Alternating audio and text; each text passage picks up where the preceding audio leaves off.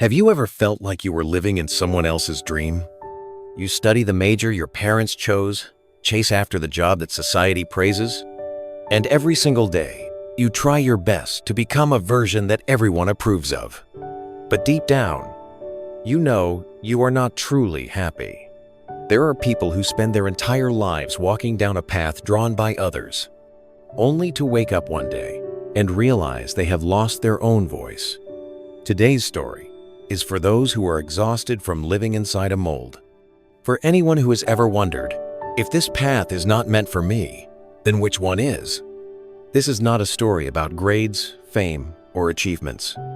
It is the story of a young man who learned the most important lesson of all, that true success only begins when we dare to be different and dare to be honest with our own hearts. Stay until the end, because the final lesson in this story might make you look back at your own journey and start rewriting the dream that truly belongs to you. In the outskirts of a small town, there was a young man named Ethan. He had just graduated from high school. But unlike his friends, Ethan did not apply to any college. While everyone talked about their future, their majors, and their opportunities, he stayed silent. It was not because his family was struggling. On the contrary, his parents owned a large horse ranch and lived comfortably. But Ethan never felt excited about anything at school. Books made him feel suffocated, and grades made him feel useless. Every day he asked himself, if the path of studying is not meant for me, then which path is right? One morning, while helping his father fix the fence on their ranch, Ethan quietly said, "Dad, I do not know what I should do anymore." His father, Mr. Miller, was neither surprised nor disappointed. He simply smiled, his kind eyes filled with understanding. "I have a small task for you, Ethan," he said. "A trip to help you find your own answer." He handed his son a piece of paper with the names of 3 men written on it. "Go meet them," he said. "Tell them you are the son of the man with the golden feet, and ask them just one question. What helped them find true success in life?" Ethan was puzzled. "But why do they call you the man with the golden feet?" Mr. Miller chuckled softly. "You will understand soon enough. Just go. When you come back, maybe you will know what you truly want."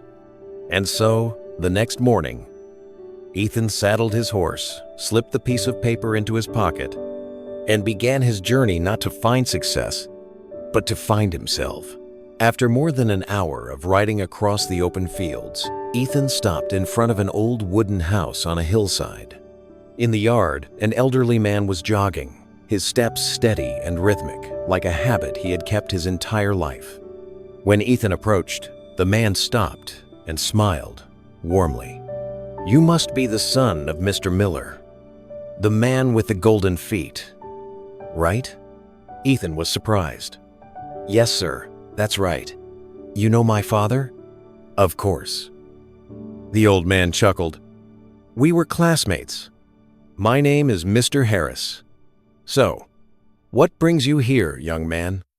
Ethan replied honestly, "My father told me to come see you, to understand what true success really means." Mr. Harris sat down on a wooden bench, his eyes filled with a faraway look. "When I was young," he began, "I was not good at anything. In school, I was always near the bottom of the class.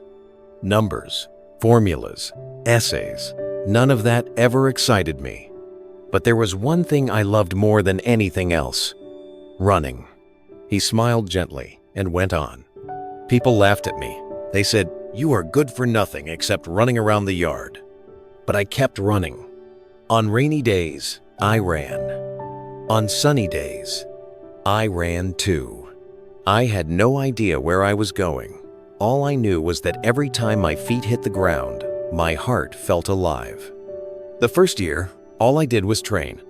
The second year, I began to understand my mistakes. The third year, I refined every breath, every stride.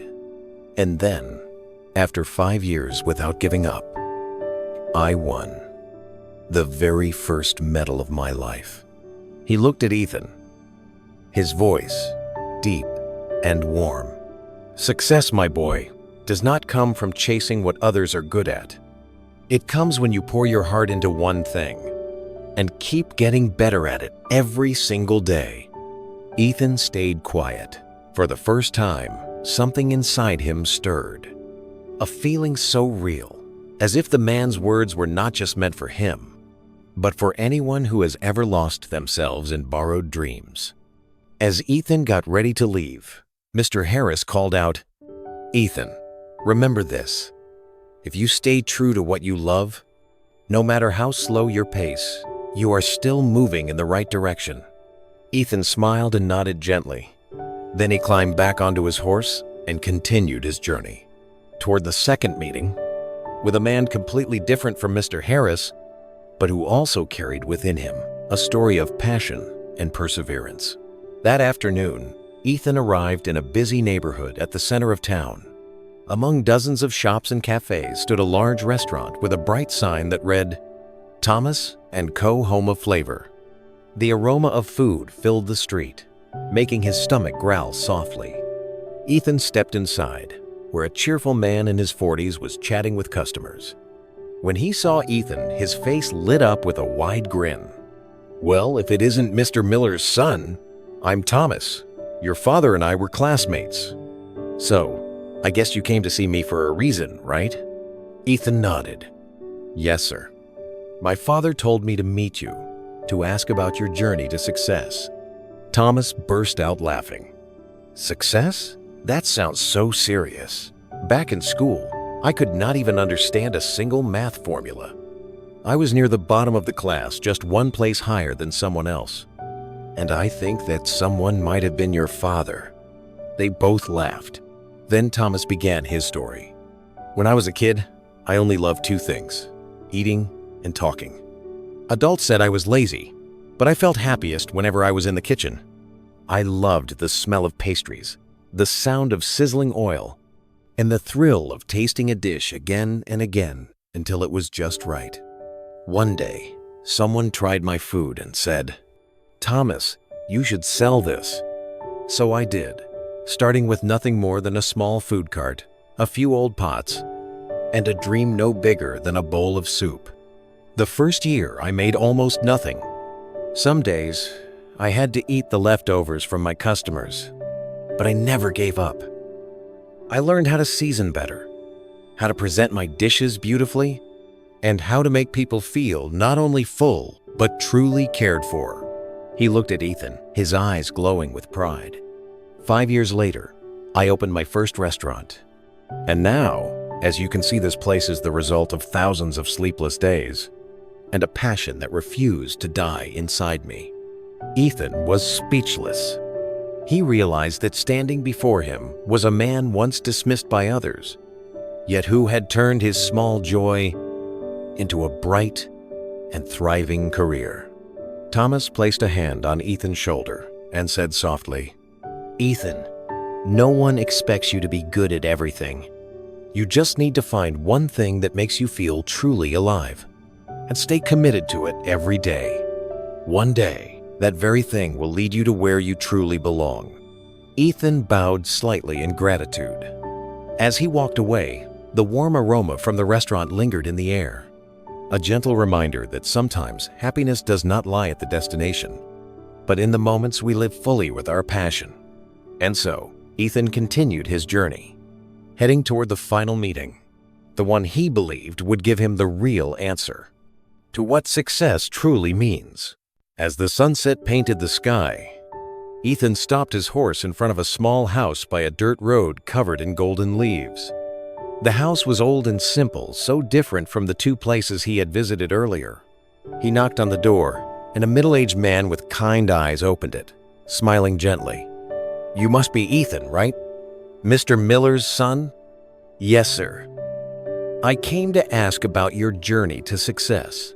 My father said you might help me find the answer." The man was Mr. Reed, once the top student of their class years ago. He invited Ethan inside, poured him a cup of tea, and spoke in a calm voice tinged with a quiet sadness. "Back then, everyone thought I would be the most successful one. My grades were always the highest and I topped every exam. But later, I realized that I knew a little bit about everything. I studied to earn scores, not to understand. I chased recognition, not passion. He looked up and met Ethan's eyes. And you know what, Ethan? That was what made me lose my way. When I left school, I had no idea who I was or what I truly loved.